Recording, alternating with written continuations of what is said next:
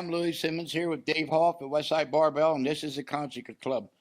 Today we want to interview Dave Hoff. He's actually become the greatest coefficient powerlifter of all time, the biggest totals of all time, the biggest bench beat of all time, the greatest coefficient squat of all time. I could go on and on, but I just want to ask Dave a few questions.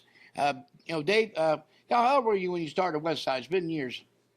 I remember the first time I came in here, I was 14 years old. I was but a wee child. So I probably got in here at like late fall. So I would say it was August of and then I was 14, and then in December I turned 15. So I got here when I was 14, but pretty much like my full year of training here, I was probably 15 years old. That's what I've always said. In the beginning, you got Chuck Vogelpohl and all these lifters, and who influenced you the most in the very beginning? I know Jeff Adams has run the night when you came, and who influenced you a lot? Well, I will say first and foremost, it was Travis Fletcher. There was a guy named Travis Fletcher, and I'd see him. There was a local gym down the street from my house that I always trained at, and one day I saw him in there with a bench press shirt, and I was like, "Hey man, what do I got to do that?" And he brushed me off 3 or 4 times, and I kept coming back because I wanted to try that fucking weird thing that made you bench 5 plates, and I'd never seen a 500-pound bench. So he let me have a workout, and then long story short, Travis brought me over here for a workout, and that's when I ran into Bob. So Bob Coe. Yep. Bob Coe, he tore his tricep off, and that was when Bob looked at me and he goes, "Well, I was there, so Bob could." My strength wasn't nothing, and that's like Bob's injured strength. So all the weak people trained with the injured people to bring them back so they could be normal again. You know what I mean? So I was like Bob's retard train partner just to get him back to getting the meets. And that's what he told me. He told me that. He's like, "Oh, you're just here just so I can get back into meets and blah, blah, blah, blah. Somebody I can try to keep up with." So I was like, okay. I didn't really know much about powerlifting. Gritter was there, Jeff Gritter Adams. So those were probably the two. It was probably Bob and Gritter, and then Travis was there. So he was always kind of in the mix there in the beginning. And in the beginning, you had a football background because I told you basically forget football when you got out of high school. Yeah, you remember Texas? Remember the big dude from Texas A&M? Right. Oh yeah, that's who we trained with when we first started. Yep. So you had this big old country boy from Texas. He played for Texas A&M, and he was strong and big. It was funny. He was strong. It was funny. He couldn't begin to put Matt Smith's briefs on. Matt was 370. No, he couldn't deadlift for shit. Remember, he couldn't deadlift. Yeah. Dude couldn't deadlift 500 pounds, but he could floor press 500 and he could squat anything. Well, moving on here, how old were you when you set your first world record? Like all-time world record? All-time, but we'll first talk team because I remember you doing, Well, the first meet I did, so pretty much when I first started out, the first meet I tried to bench, it was a bench meet. It was a Circleville bench press meet. We all went down there, and that's when 600 was a humongous bench press, and that's when Travis was benching 600, and so this must have been 2000, maybe 2 or 3. Something like that, 3 something, and the first meet I did, it was the Circleville bench press meet, and I think I benched 440, and I missed Kenny Patterson's record. So the first meet I ever did, I was trying teenage world records, if you want to call them that. I think the most substantial world record as a teenager I ever did was when I squatted 1,005 when I was 19. And then that same meet, I benched 680. And pulled 745, which I will always. The squat is pretty impressive, but you don't see a lot of youngsters pulling 750 deadlifts. No, and they buried you in the squat there. You and Phil Harrington both broke world records, and they were burying you. Well, if you watch the video on YouTube, if you watch the video on YouTube, you'll see Chuck. Because he was, I remember Chuck was all fucking up in arms. He's going to squat. You can't let this be a high squat. Because back he wanted to make sure everybody's shit was on par. Chuck was always crazy about that. And if you look in the video, he stands up and walks past and shakes my hand with a seal of approval, and it was fucking insane. You just see, it was. Well, I know, I know you were the youngest, a total 24, 25. Yeah, when I was in that same meet, I totaled 2430. That's right. When I was 19. I thought it was 2445. Yeah, it's 2430. Okay. Sick, close enough. You was the first to total 24? Yeah, I was the first teenager to total 2400. I was the youngest to total 24, 25, 26, 27, 28, 29, and 3. Yeah, and you've hit 3 3,000 three times. Correct, 3 times. And only Donnie Thomas, our good buddy's done it. At Yeah, he did it one time. 385. Yeah. One time, 385 pounds. Now, and when you going to pay attention to me for once and drink him 4 or 5 Gatorades and get that record in our gym? I think this will be the year you probably see me grace the super heavyweight division. I've never so whenever you showed me the whole Prelipin's chart thing, and I finally understood work capacity at what what weights require what work capacity. I think I put on muscle and body weight that way doing these kind of squats. Squatting in particular, I think it made me gain about 15 pounds. And, I came after the WPO here in November, I just took some time off, let my dude hike, restorative stuff. I wasn't really training, but I was doing like hypers, abs, just normal sled dragging shit.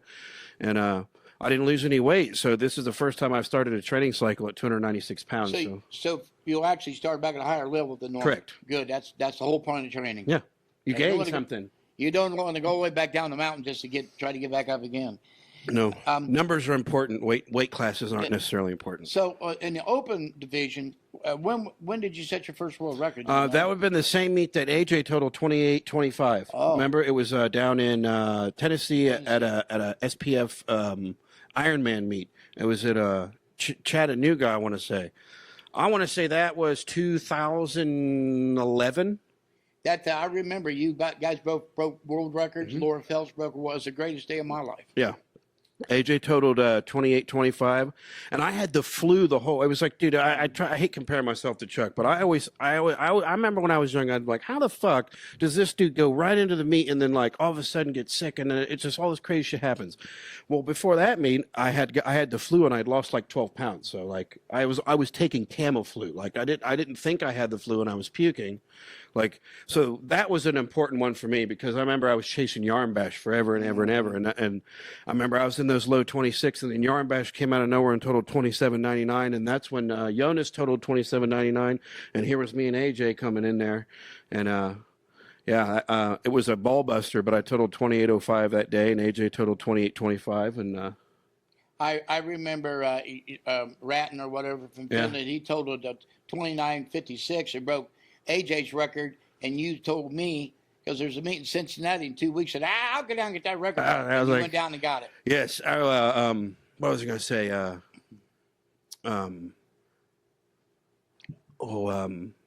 That was shortly after. So we had a big year that year. That's when. So that's the meet. Donnie totaled 3,000. If you want to rewind. Yeah. It was huge numbers. AJ totaled 28.55, and that was huge. Right. And I totaled 29.10 that meet, and Donnie totaled 3,000. So those were huge. And then like 2 months later was the Bull Farm meet. It was like we lifted in August, September, October was Bull Farm. And then Jonas comes out of motherfucking nowhere, dude. And he squatted the biggest squat of all time, 1267. He benched 854, and I think he pulled 826. He totaled 29.54. Right. And I was like, what the fuck, dude? It's like just when you think you went somewhere, then it was like, nah, just kidding. And so that, I took that personally, and I didn't like that. I don't like to fucking get beat, So I think we went from that was October, November, December, and that was the first time I squatted 12. I did a 12, a 9. I want to say it was a 1200, a 9. Maybe it was a 960. And I think I pulled around 800, and it was 29.60, so I beat him by like 4 pounds. I remember because you headbutted me. Yes, I gave you stitches. That was a good thing. We have to talk about the push. We'll talk about that later. Yes, that was good. So this isn't anything new. Like everybody always gets on me. Like I'll read comments on the internet where people are like, "Why does he push those that help him? If he should blah blah blah." They always hurt the one you love. Yes, dude, I get. You can't, man. When you get in them fight or flight modes, it's people don't understand. Like, when you go to that place, it's a place that only like maybe 1% of the population will ever get and that'll ever understand. Adrenaline's a hell of a drug, and it does crazy things. You're actually one of 4 people, in my opinion, that could go to that place and no one's ever gone. Mike Bridges, Eddie Cohen, Sean Frankel, and now you've taken it up to another level. Well, this is a testament to this gym. It's not just me in my mind. It's more so where I started with, Right, who his was placed. environment. Yeah, it was who. I wasn't allowed to think a certain way. Like if I missed a weight, my mind was structured to be like more like, what the fuck was that? Not, oh no, I missed this weight. There was no bitch ass. You weren't allowed to like.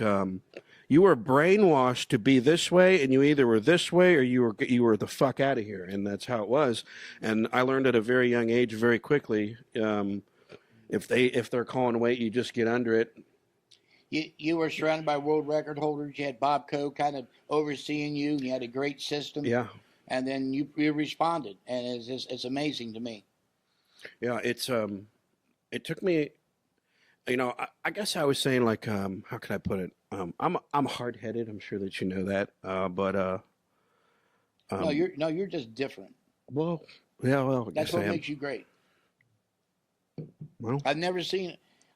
He's abnormal. Show me a normal person, they'll give me normal results. He's abnormal. He gets abnormal results, and that's what an athlete.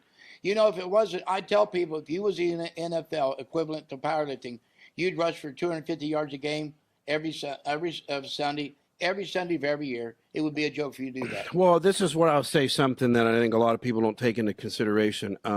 It's one thing to break world records. It's one thing to get to the top and stay on the top, but to keep pushing it and then to keep pushing it and then to keep pushing it and then to keep pushing it some more and then to figure out ways to stay motivated. Year after year. Yeah. And I remember I told you after a while, because I said, Dave, there's no one to beat. You have to beat yourself. You have to get numbers in your head. And you're a numbers guy. Yeah. You always show me your fucking computer. Yes, sir. Oh, look at this. If I just add these numbers together, it makes the biggest total of all time. And then you do it. Yeah. Now, I got a question. I don't even know if you can answer. All right. How many total records have you broken? World records? Do you know? I could tell. I know. I can pretty much tell you every meet I've ever done and what I did in those meets. I mean, pretty much every meet. So it would be like 20, 30? I'm gonna say 2805. I'm gonna say at least 20. Yeah, 20, I'm gonna say between 50. I'll say 15 on the low end, 20 on the high end, Mm-hmm. and that's all time record. That's just totals, I think, not including squat. Squats. I think the squat I had the 1190, the 1210. That's two, but I think what a lot of people, what I was gonna think, dude, man, like just just doing it once is hard. Like I use AJ as an example. He did it one time, and that was all AJ could muster, and and it was incredible. Like I mean, that's not a knock on AJ, No. but like to stay there and keep doing it, and then have your body not fall apart. You know what I mean? And then keep pushing the issue or keep pushing it up. That's where. Well, AJ, he'd always ask me why guys quit, and I said I have no idea. And then a year later, he told me personally that he quit because he couldn't see himself doing more. Well, you've always seen yourself to be able to do more. I learned this because I was here at such a young age, and this is why I think I benefit a lot more over normal people or anybody that even's been here 10 years. Dude, this will be my 18th year here. You know what I'm saying? So like over the course of 18 years, I've seen patterns. Yeah. I see people, they come in, they act a certain way. They have a lot of success. They do certain things and then they drop off. I saw Chuck come in, have a lot of success, have some hiccups and then kind of fall off. I saw Greg come in, have a lot of success, have some hiccups, fall off. Mm-hmm. I saw AJ come in, so I saw this, and it was like a period of years. I would see like it would take them 3 to 4 years, the really good top end guys. Chuck's different story, but most of those other guys would leave Chuck in his own category, but it would be like 3 or 4 years. So I was like, man, if I just get outside that 4 years, and I just knew that there would be this time coming up in 4 years, or like, and that when that 5th year started approaching, I just knew in my head these other guys ran into this, and all I had to do is get through it, no matter what it was. So there's just things like little weird shit like that I took. I saw patterns of guys that had success and fell off, and I was like, well, I'm not going to follow in those motherfuckers' footsteps. So I just. And you followed greatness. A lot of people have just mediocre lifters, and that's all they can become is mediocre lifters. But you come out of a gym, everybody's breaking records one after another. So it seemed, no matter what, you was able to do it, but you did it. And you have the greatest coefficient squats of all time, right? Yeah. The two top. Yeah, the 1210, that was at 271. The 1270 I did that at 284 pounds. And then Yeah. And the greatest coefficient totals. Yeah. The greatest coefficient total. So I have the biggest total. Several times. Yeah, 3 times over. The biggest, the first time I beat Sean Frankel Yeah. was 2965. 2965. That was the first time I beat Frankel's 198 Did you go straight to coefficient. 3,000 after that, or what was it? 3,005, or what was the next up? So let's see. I'm trying to think. I totaled 3005 in 2011. That was August of 2011. No. I take that back. That was 2013 at the Westside Pro Invitational. Yeah. And so I went. Let's see. I totaled 2805 in 2011, and then all of like 12. That's when I started hitting all the 29s, like 29, 21. I went to the APF Nationals, and did that. Everybody said I'd squat 100 pounds less, total 200 pounds less, because I went to the strict judging. You know what I mean? Well, you've lifted everywhere. Dude, All the federation, IPF, APF, SSP, you've done it all everywhere, and you answered the bell every time. there's never, to me, it doesn't matter the 3 letters. In a sense, it does, but I'm gonna go. It doesn't matter to me. You know what I mean? To me, I know where I lift. I hold myself, and that's why I tell people out there, the internet's kind of ruined a lot of this shit. Yeah. I hold myself to more of a higher standard than anybody out there will ever do. So, like, somebody criticizing me is like, dude, I see that and more. You know what I'm saying? Like, I said the other day, wolves don't hear sheep's cry. that is also true. Numbers talk and bullshit walk. So if you ain't got the numbers, don't spout your mouth off. Yeah. It's like, I know this club has 20 of the top 25 all-time totals. You're responsible for a lot of them. But, I mean, you made this club, in the recent times where Chuck and Greg and everyone came up, you've taken over and kept this club at the very top. And other lifters have to look at you, and they have to rise to the top as well. I'm always pushing my group for more and more and more. This isn't a place to come work out. It's a responsibility. It's like, I've given, it's like, and not, this is where people go wrong. You have not asked me to stay here and do anything. I do this because I want to do it. You know what I mean? Oh, yeah. I'm here because I love Westside Barbell. I've dedicated my life to whatever call it my line of work, my body of work. I've dedicated my life to that. So, what was the question? What would you ask me real quick? You spoke too soon. Let's I had a talk brain about fart. the top totals, but how you've taken the reins. Yeah. Right So now, if you mention Dave Hall, it's Westside, or Westside is Dave Hall. Yeah, so you're synonymous with the word Westside Barbell. that was my all-time goal when I first came here. I saw when I first got here, Chuck was the man, and he was of the forefront. When you thought of Westside, you thought of Chuck, and I was like, man, that's awesome. I want to be there someday. And I knew when as you go through the years of Westside, people come and they go, and you see people that you look up to, they leave. You know what I mean? And you start people like Gritter. You know what I mean? You just take leadership stuff from everybody like Gritter, and what is required of a group, what is required of training partners. If you don't do A, B, C, D, and you can get the fuck out of here. So like you start learning it's almost like a position that is, like I told you, has responsibility. You almost have to delegate and let everybody know that there's consequence. And I think that's a lot that sets this gym apart from a lot of any other places. There's consequence here, and that's why a lot of people don't fucking last here, and it's why a lot of people won't come here, and they'll go down the road to extreme fitness, or they'll go down to the fucking wherever, just because they don't want to come here and have to have their ass checked.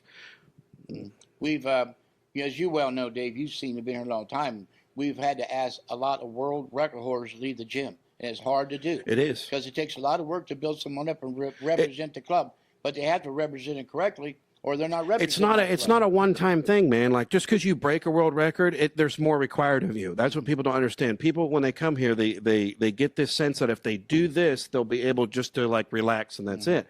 It's almost like a blessing and a curse. Yeah, you broke a world record. Yeah, that's great. Well, now you need to do more. It's not like That's right. That's where I differ from more people. Like, I learned this from Nick Saban. There's people that I look, I've read a lot of Nick Urban Meyer's books and his coaching stuff, and Nick Saban said it. Now I use Alabama as an example. These dudes won national championship after national championship after national championship, and he says, "Man, you enjoy it for a week, and then as soon as it's over, they're on to recruiting, and it's you." Right. So like the day after the meet, the week after the meet, I enjoy it, but dude, then I'm looking for the next year and the next stretch of meets and the next set of numbers. It doesn't ever end. I took also from Nick Saban. Nick Saban basically said, "You don't win with plays, you win with players." And here, I feel Westside's the greatest system in the world, but you got to have the talent. If you don't have the talent. Well, just like you said, Westside is like 10% powerlifting, 80% or 90% sports or something like that, like or 5% powerlifting. People don't realize how big we are in Yeah, sports. it's not just powerlifting. It's all science based. Yeah. You find you find out. Just briefly, of course, your box squad. Everybody, I tell everybody, the greatest squatters in the world, from the very Pat Casey, 800, 1970, are all box squatters. All of them. What do you? How about your bench? Just give us a couple tips on the bench. You got the biggest 1,005 bench in a full meet. Mm-hmm. I believe Donnie had 950, correct? Correct. And so you've just obliterated that at a much lighter body weight. So just give me 2 tips on the bench. I would say with the type of benching that I do, and I'll just say me specifically, this might not apply to like everybody, but you can take something from it. A lot of what helped my bench press is positioning the workout.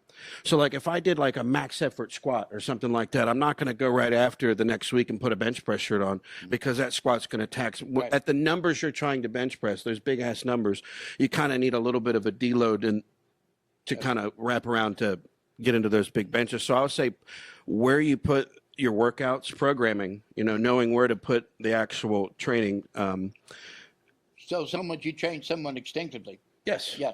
Everybody's different. You cater that's why the you've system. never really been hurt. Yeah. Little tweaks, but never had anything. Yeah, I've never had anything catastrophic. Like, and I attribute that a lot to Bob Coe. Mm-hmm. Bobby would always, I remember he would yell at him, "Bobby, you're fucking holding him back. You got to let him do this, gotta let him do that." And Bob's like, "Well, he's only this fucking." Well, I was a little bit different because you didn't have 18, 19-year-old kids squatting 1,000. You're like, "Dude, this kid's a kid, and I don't know if his bones can do this yet." And, he's had those conversations with me. He's like, so, another thing is just kind of not going. I always left some in the tank. You know what I'm saying? Train optimally. Yeah, that's what I did. Bob had me train optimally. I wasn't overtrained or undertrained. Now, there were times where I got overtrained, but I didn't stay overtrained because we identify. They're like, "Hey, that's not good." I tell people all the time, too, because a lot of people can't, sometimes gear changes.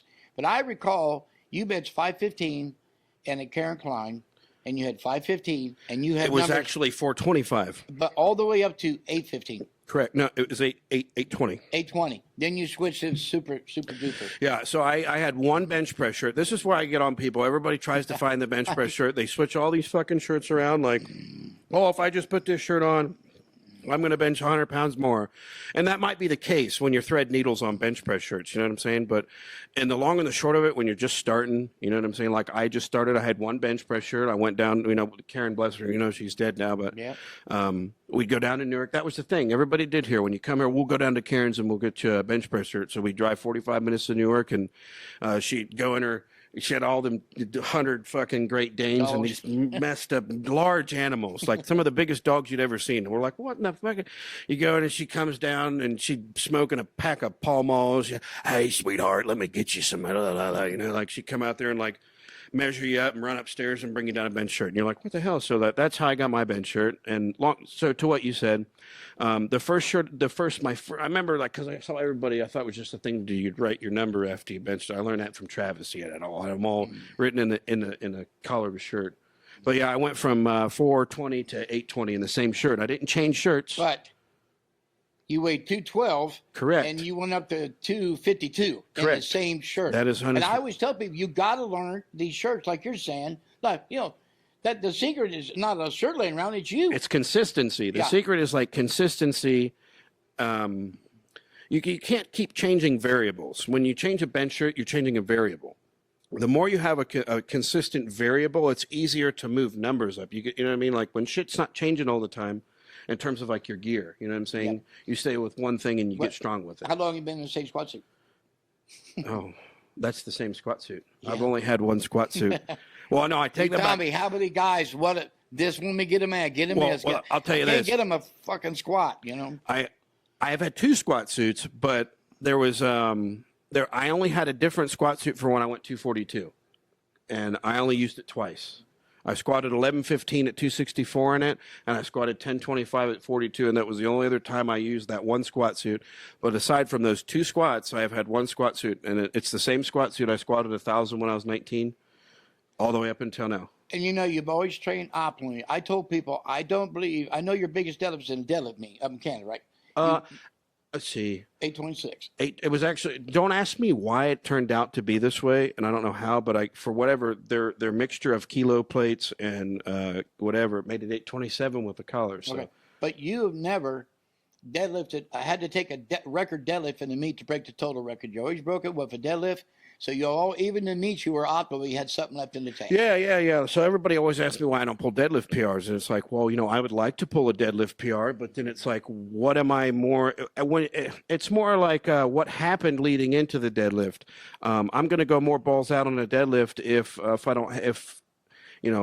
I miss the squats and the benches and I'm just having a bad day, then I'll try some deadlifts. But when I get a big squat and that bench is there, and I only need 790 or I only need 800 to break the all-time total record and get paid.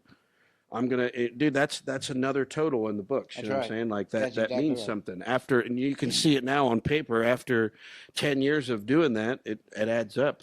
Now I know for restoration to keep you huff, you do a lot of band bar work. Mm-hmm. Now, what about for your lower back? And what do you do to keep your lower back healthy? What's a couple of exercises? Here's the thing, man. Like he writes a million articles on reverse hypers, and people almost. I don't know if people think that he's just trying to sell equipment or something, but that shit works. If I didn't have a reverse hyper, there'd be no way I could powerlift anymore. I've got an L5 spondyla, which is basically where my tailbone curves off my tailbone or off of my actual spine. And, I've got x-rays to show that, it's basically not good back there. And if you saw an x-ray under an x-ray, you're like, dude, what the fuck are you doing? You know what I mean? So lots of reverse hypers, high reps, light weights, I kind of wave the hypers, a lot of the inverse curl. I do a lot of that stuff, hamstring. Sled drags. I don't ask me why, but I walk backwards with a sled a lot. Yeah. Jim Hendrickson did that. Yeah. Bamboo bar, any kind of angles, with the hanging kettlebells with the bands. And I know you get in a ATP belt squat. Yes, belt squat holds. That's probably one thing I like. See, give you this. So I had an IT band problem, so I couldn't do a lot of squats. You know what I mean? Or if my back was fucked from free squatting or something, and I couldn't do. I remember there was one time when we were in the morning, and we used a blue band. I just hadn't used a blue band for a while. You know what I mean? And it was on my last set. I just did something right, and I just knocked the wind out of myself. I was like, motherfuck, man. So there was about 2 weeks I couldn't really do anything. So I did belt squats. You're not loading the spine, but you're still loading the hips and your ass and your hamstrings, and it's a good way to get volume. So I did a lot of belt squat, box squats. I did a lot of holds. When you put those little poles in there, I started doing front squats with a bamboo bar. Crazy fucking Chuck, he come up with the stupid, let's put a safety squat bar on your back. And then when you modified the ATP to have deadlift pins in it, that was probably the sweetest thing to ever happen to that machine, us being able to deadlift out of it, because you kind of killed 2 birds with 1 stone, because you can deadlift and you can squat in it. We do the pin pulls. I started doing that with you put the belt, load the belt with bands, load the belt squat with bands, and do a lot of pin pulls with it. But yeah, the belt squat is probably, now that I sit here and think about it, something that I probably use more than all the other things I mentioned. Yeah. Well, that's about all I've got. You got anything you want to finish up with? Any advice to people? Slow and steady wins the race. Rome wasn't built in a day. Check your ego at the door. Numbers talk and bullshit walks. No one gives a fuck about your opinion. Don't go looking for approval from the fucking internet, because you won't find it. It's like trying to slam a revolving door or yell into a fucking black hole. So there's only a couple of people you should really pay attention to or take advice from. I say it's your family, your close friends, and your training partners or coaches. Those are the only fucking people you need to worry about. And if those people aren't giving you good advice, get a new fucking coach. So Or new training partners. Yeah, or new training partners. That's Or another thing. can't get a new family. Yeah, you're stuck with that shit. Yeah. So Well, I think that about covers it, man. Hey, Dave, thanks a lot, baby. no problem, man.